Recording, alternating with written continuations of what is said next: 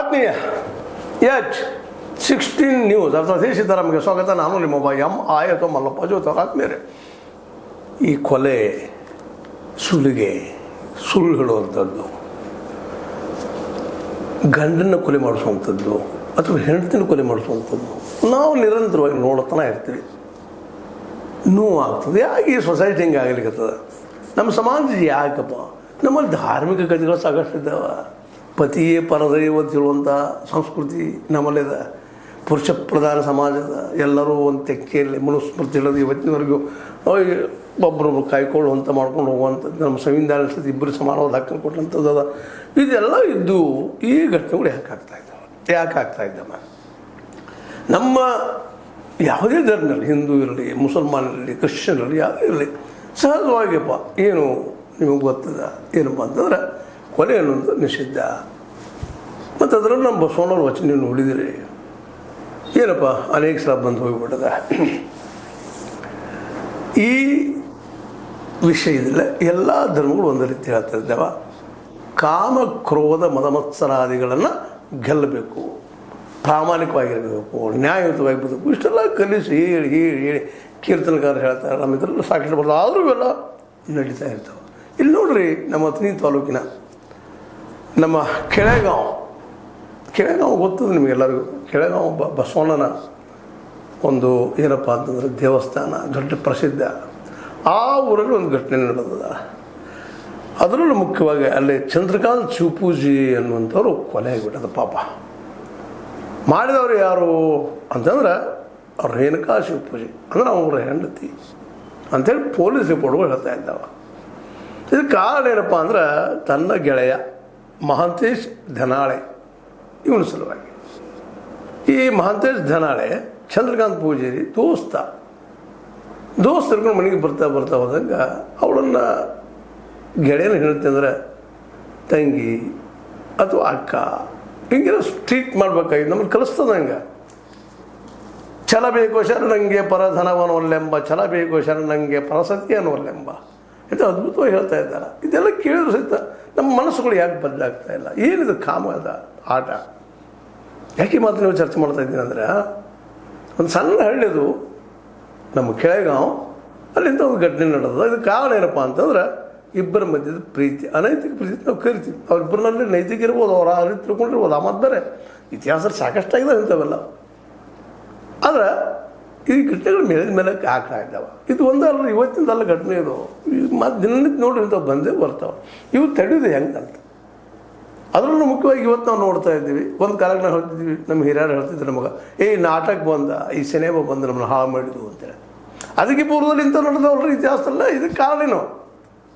ಹೌದು, ನಾಟಕ ಬಂದು, ಸಿನಿಮಾ ಬಂದು, ಇವತ್ತು ಮೊಬೈಲ್ ಬಂತು. ಮೊಬೈಲ್ದಾಗ ಈಗ ನೀವು ನೋಡ್ತೀರಿ, ಅದರಲ್ಲೂ ಈ ಶಾರ್ಟ್ಸ್ ಮಾಡೋದು, ರೀಲ್ಸ್ ಮಾಡೋದು, ಇವುಗಳೆಲ್ಲ ಅದ. ಯಾವ ಕಾಲಕ್ಕೆ ಹೋದ್ರೆ ಇದೊಂದು ಪ್ರವೃತ್ತಿ, ಮನುಷ್ಯನ ಪ್ರವೃತ್ತಿ. ಇದನ್ನು ಕಂಟೇನ್ ಹೆಂಗೆ ಮಾಡೋದು, ಕಂಟ್ರೋಲ್ ಹೆಂಗೆ ಮಾಡೋದು? ಇವತ್ತು ಸಹ ಇದೊಂದು ಯಕ್ಷ ಪ್ರಶ್ನೆ. ಇವತ್ತು ವಿಜ್ಞಾನ ಸಾಕಷ್ಟು ಬೆಳೆದದು ನಮ್ಮಲ್ಲೇ. ವೈಜ್ಞಾನಿಕವಾಗಿ ಭಾಳ ಎತ್ತರಕ್ಕೆ ಹೋಗ್ತಾ ಇದ್ವಿ, ಅದೇನು ಸುಳ್ಳಲ್ಲ.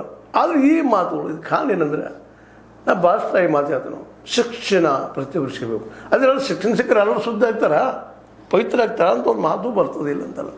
ಅದ್ರ ಪ್ರಮಾಣ ಕಡಿಮೆ ಆಗ್ತದೆ. ಎಷ್ಟು ಮಾತ್ರ ಖಚಿತವಾಗಿ ಹೇಳ್ಬೇಕಾಗ್ತದೆ. ಯಾಕಂದರೆ ಶಿಕ್ಷಣ ಇಲ್ಲ ಅಂದಾಗ ಸಹಜವಾಗಿ ಕೆಲವೊಂದಿಷ್ಟು ನಮ್ಮಲ್ಲಿ ಅಸಾಂಸ್ಕೃತಿಕ ವ್ಯವಹಾರಗಳು ಸಹಜ ನಮ್ಮ ಪ್ರವೃತ್ತಿಗಳಿರ್ತಾವೆ, ಮನೋಸ್ಥಿತಿಗಳಿರ್ತಾವೆ, ಬರ್ತಾವೆ.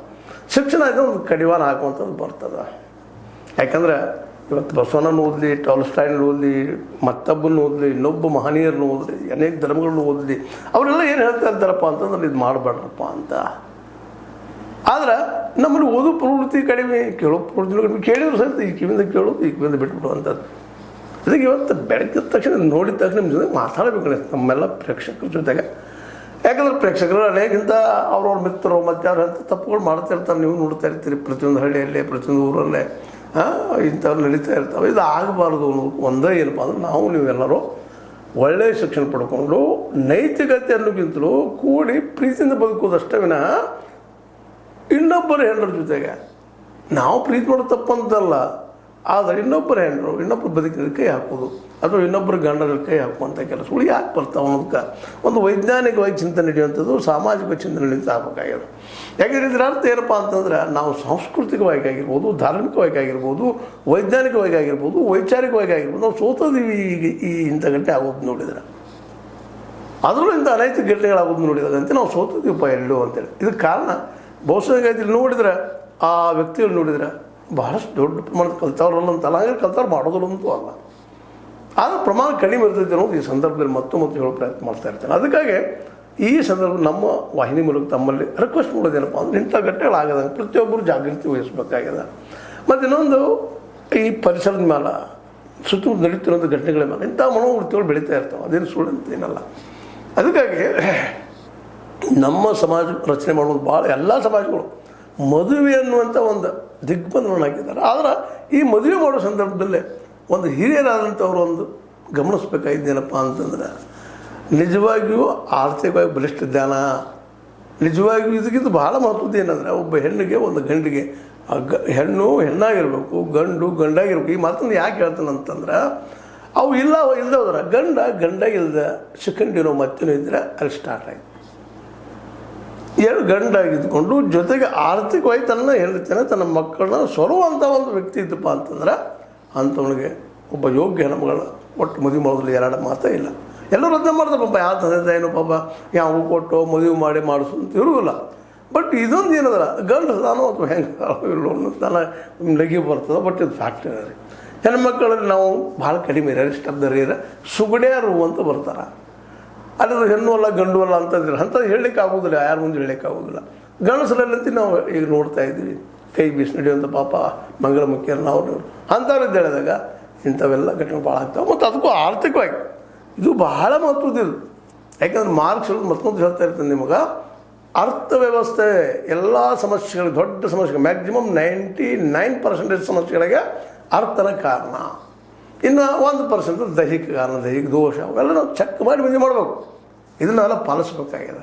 ಮುಂದೆ ಹೆಣ್ಣುಮಗಳೂ ಒಪ್ಪಿದ್ದಾಳಿಲ್ಲೋ ಗಂಡು ಒಪ್ಪಿದ್ದಾಳೆ ಒತ್ತಾಯ ಮದುವೆ ಮಾಡಲೇಬಾರ್ದು, ಅದು ತಪ್ಪು.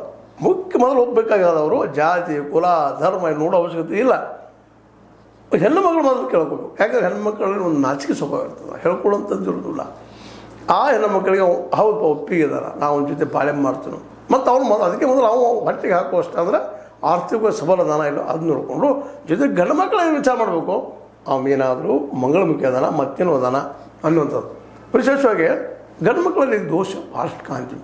ಸುಗುಡಿತನ ಏನಂತ ಹೆಣ್ಮಕ್ಳಲ್ಲಿ ಭಾಳ ರೇರೆಸ್ಟ್ ಆಫ್ ದ ರೇರ್. ಆದಷ್ಟು ಎಲ್ಲ ತಾಯಿಗಳಲ್ಲೂ ಅವರ ಗರ್ಭ ಧರಿಸುವಂಥ ಶಕ್ತಿ ಇದ್ದೇ ಇರ್ತದೆ. ಯಾಕೆ ಈ ಮಾತಿನ ಸಂದರ್ಭ ಹೇಳ್ತಾರೆ, ಇಂಥ ಘಟನೆಗಳು ಆಗೋದು ಕಡಿಮೆ ಆಗ್ತಾವಂತ. ಇದಕ್ಕೊಂದು ನಾವು ವೈಜ್ಞಾನಿಕವಾಗಿ ಪರಿಹಾರ ಹುಡುಕಬೇಕಾಗಿದೆ. ಹೌದು ಸಾಮಾಜಿಕವಾಗಿ ಯಾವುದು ಮಾಡ್ತೀವಿ, ನಮ್ಮ ಕುಟುಂಬದ ಕಿಮ್ಮತ್ತ ಅದು ನಾವು ಮಾಡ್ತೀವಿ, ಅದು ನಂತರ ಮೊದಲು ಅವ್ರು ಬಾಳ್ಬೇಕಲ್ಲ. ನಾವು ಯಾರನ್ನ ಮದುವೆ ಮಾಡ್ತೀವಿ, ಯಾರ ಜೊತೆಗೆ ಮಾಡ್ತೀವಿ, ಅವ್ರ ಜೊತೆ ಇಡೀ ಜೀವನವನ್ನು ಕಳಿಬೇಕು. ನಮ್ಮ ದೇಶದ ಇದು ಸಂಸ್ಕೃತಿ.